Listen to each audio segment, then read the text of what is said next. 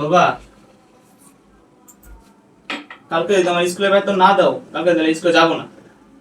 কেন? যদি স্কুলে বেতন না দাও।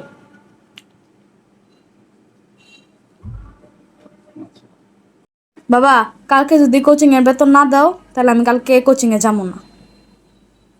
বুঝলাম না, কালকে তোমার দিতে হবে? হ্যাঁ, কালকেই দিতে হবে। না দিলে যাবা না? না। আজকে যদি চাউলের বস্তা না নাও, খাওয়া কিন্তু বন্ধ। যাই কিছু করো চিন্তা ভাবনা করে করবা।